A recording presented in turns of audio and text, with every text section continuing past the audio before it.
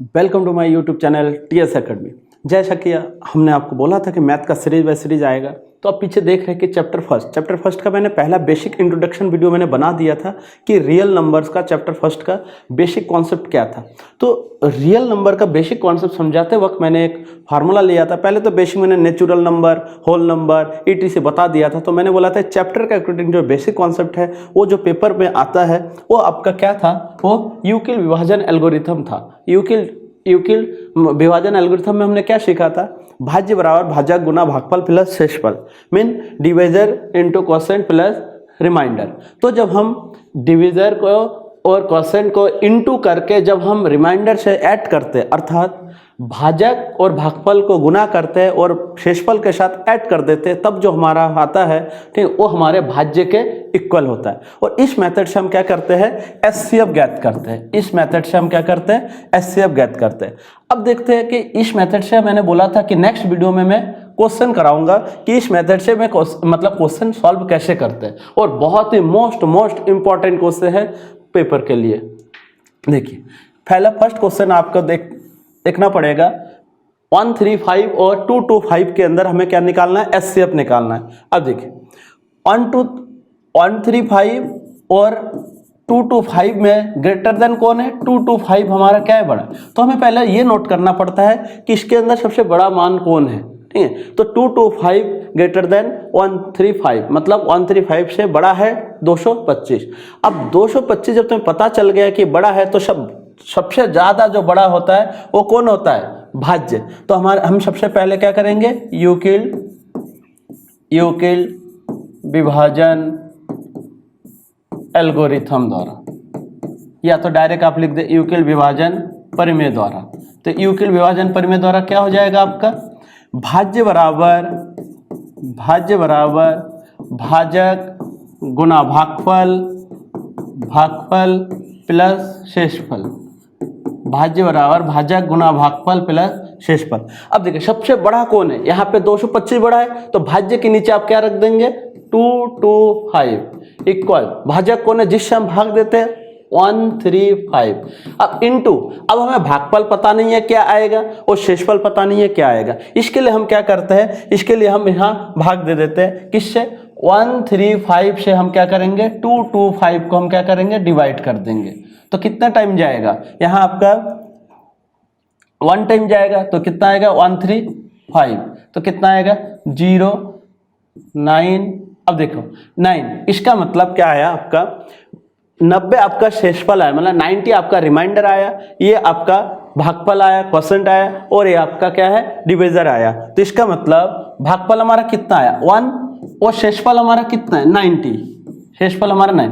मैंने बोला था जब तक कि ये शेषफल 0 ना आ जाए तब तक यही मेथड करते रहोगे, और जैसे शेषफल 0 आ जाएगा हमारा ये जो भाजक निकलेगा वो हमारा क्या कहलाएगा, वो हमारा एचसीएफ कहलाएगा। अब ये आपका जो है भाजक है, ये अब भाज्य बन जाएगा। 135 अब क्या बन जाएगा, भाज्य, और ये 90 आपका जो शेषफल है अब क्या बन जाएगा, भाज्य। तो 90 से आप इसको डिवाइड करिए। तो जब 90 से आप डिवाइड करेंगे, जब 90 से 135 को डिवाइड करेंगे तो एक जाएगा 1 टाइम, कितना आएगा 90, तो यहाँ आएगा 45। इसका मतलब भागफल कितना है आपका 1, शेषफल कितना आया आपका 45। अभी भी 0 नहीं आया, तो स्टेप को और फिर दोबारा कीजिए। ये 90 आपका क्या बन जाएगा, भाज्य, और 45 आपका क्या बन जाएगा, ये भाजक। 45 आपका क्या बन जाएगा, भाजक। फिर कितना टाइम जाएगा, अब 45 से 90 को भाग दे दीजिए, तो 45 2 जा 90। अब देखिए 0 आ गया, तो इसका मतलब भागफल आपका 2 आया, शेषफल आपका 0 आया। तो मैंने बोला था जब तक कि हमारा भागफल 0 ना आए तब तक आप ऐसे ही करते रहेंगे। तो देखिए ये हमारा भागफल क्या आ गया, जैसे आप देखते हैं ये 0 आ गया। तो 0 आने का मतलब ही क्या हुआ कि हमारा ये जो है हमारा एचसीएफ हो जाएगा। तो आप लिखेंगे अतः 135 एंड 225 का एचसीएफ आपका कितना है, 45।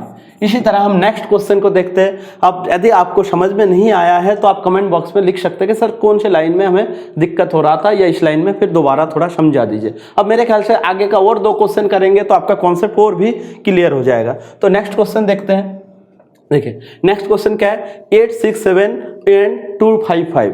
अब इसके अंदर सबसे पहले हम देखते हैं कि ग्रेटर देन कौन है। तो आपको पता होगा 867 ग्रेटर देन 255। अब जब 255 आपका सबसे ज्यादा बड़ा है तो इसमें आप देखिए यूक्लिड विभाजन एल्गोरिथम लगा दीजिए, यूक्लिड विभाजन एल्गोरिथम द्वारा, यूक्लिड विभाजन एल्गोरिथम द्वारा, या तो डायरेक्ट यूक्लिड विभाजन परिमेय द्वारा।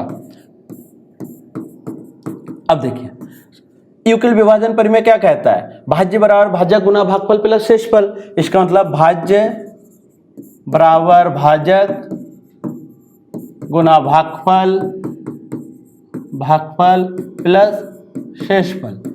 तो ये आपका यूक्लिड विभाजन पर। अब भाज्य मतलब सबसे बड़ा मान, तो सबसे बड़ा नंबर कौन है, 867। अब 867 को आप 255 से क्या करेंगे, डिवाइड करेंगे। तो 867 को जब 255 से डिवाइड करेंगे तो देखिए क्या आएगा, रफ कार्य कीजिए, 255 से डिवाइड करेंगे 867 को, कितना टाइम जाएगा, 3 टाइम जाएगा। तो 3 × 5 = 15 का 5 हासिल 1, 3 × 15 16 का 6 हासिल 1, 3 दूनी 6 और 1 7। तो कैरी कितना रहेगा, 102। देखिए कितने बार क्या भागफल आपका 3 आया और शेषफल आपका कितना है, शेषफल आपका 102 आया। तो भागफल आपका 3 आ गया और शेषफल 102। अब ये 255 दोबारा यहाँ पे आ जाएगा, भाज्य बन जाएगा 255, और ये 102 यहाँ पे क्या बन जाएगा, डिवाइजर मतलब भाजक बन जाएगा 102। अब 102 से जब डिवाइड करेंगे तो 255, तो ये कितना टाइम जाएगा, ये 2 टाइम जाएगा। तो 2 टाइम जब जाएगा तो कितना आ जाएगा, 2 × 2 = 4, और ये कितना आ जाएगा, ये आपका 51। तो भागफल आपका आया 2 और शेषफल आपका आया 51। तो 102 यहाँ आ जाएगा और ये आपका 51 आ जाएगा। अब 51 से फिर डिवाइड कीजिए।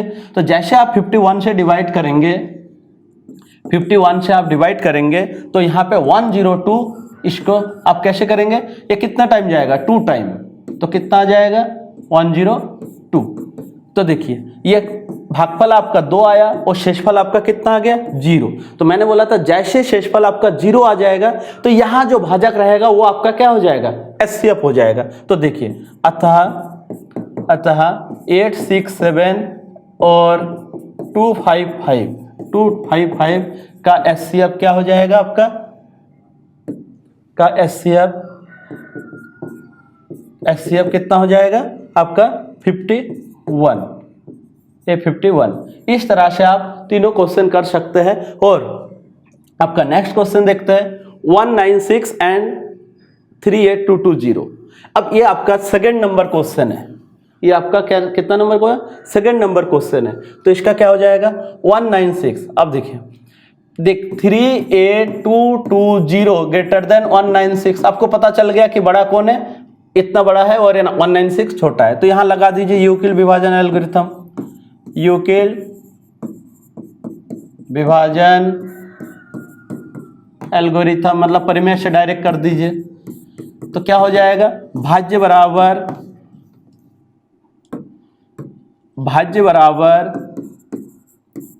भाजक गुना भागफल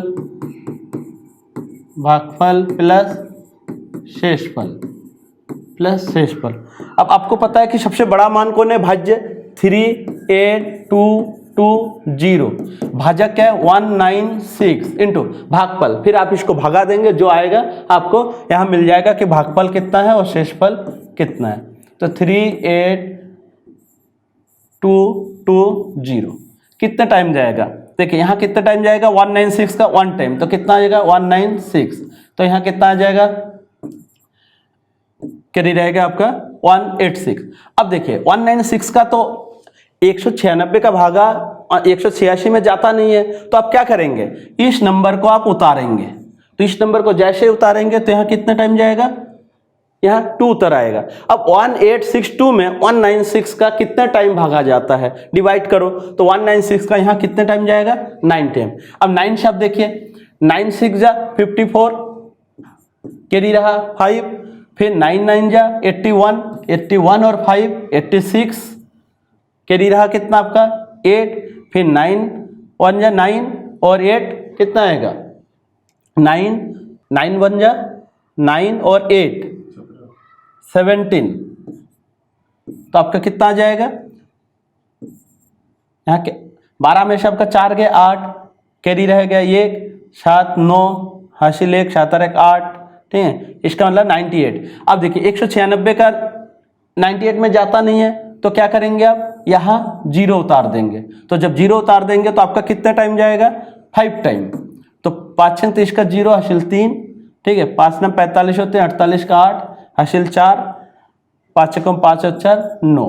तो इसका मतलब कितना आ गया आपका 195 प्लस का 0। देखिए एक ही लाइन में खत्म हो गया, क्योंकि मैंने क्या बोला था, जब तक शेषफल 0 ना आए तब तक ऐसे करते रहोगे। तो पहले ही लाइन में 0 आ गया, तो डायरेक्ट लिख देंगे अतः 196 और 38220 का HCF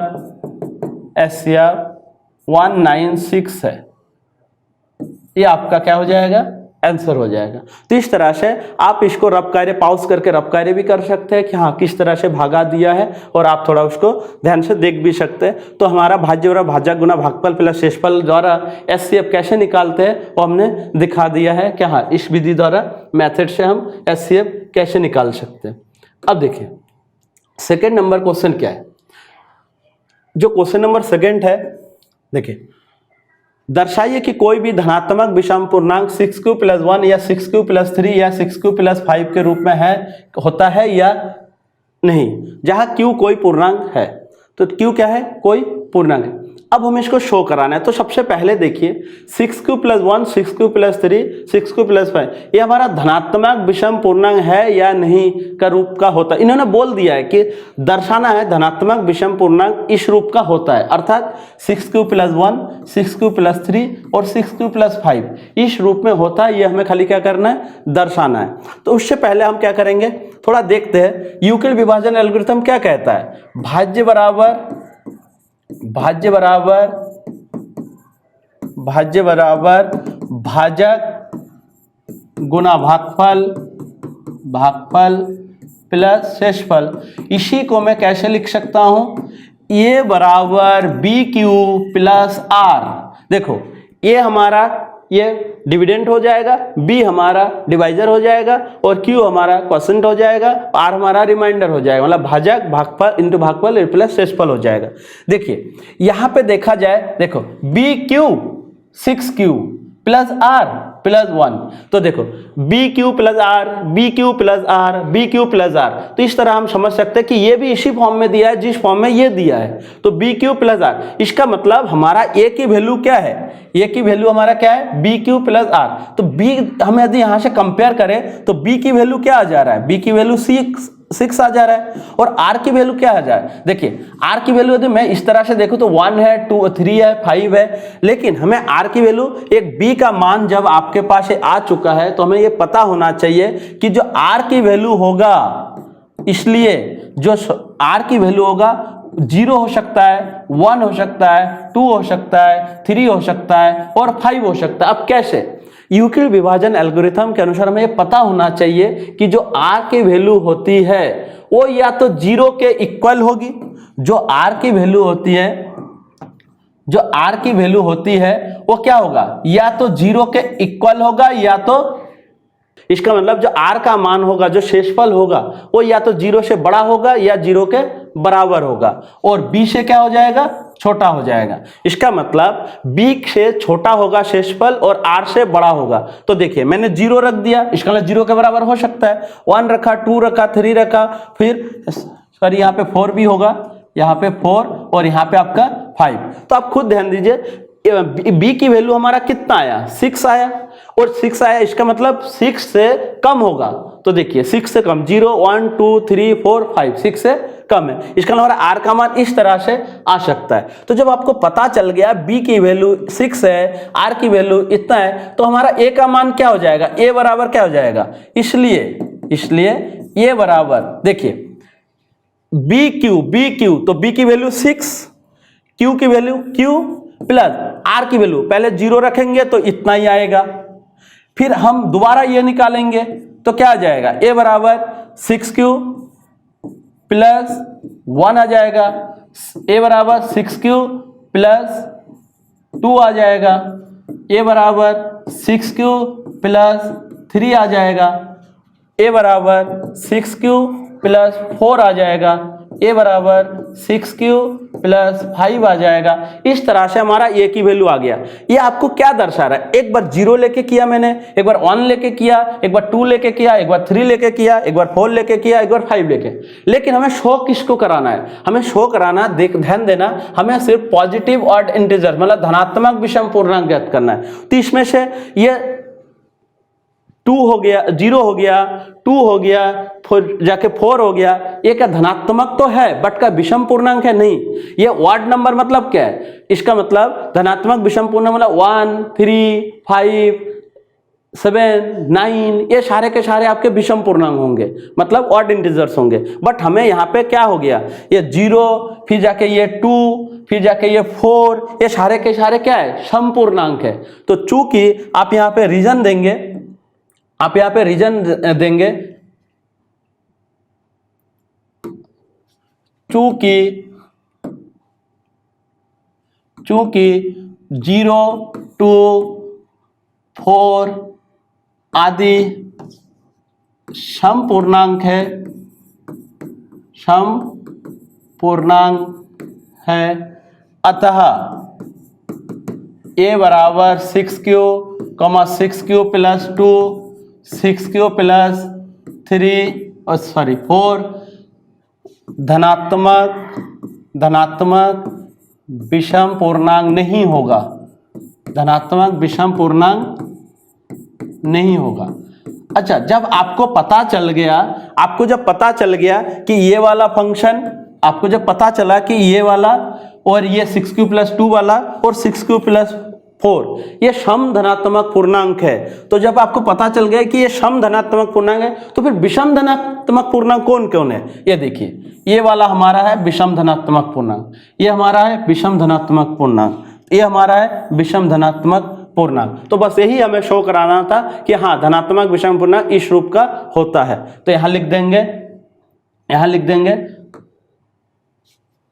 अतः 6q प्लस 1, 6q प्लस 3 और 6q प्लस 5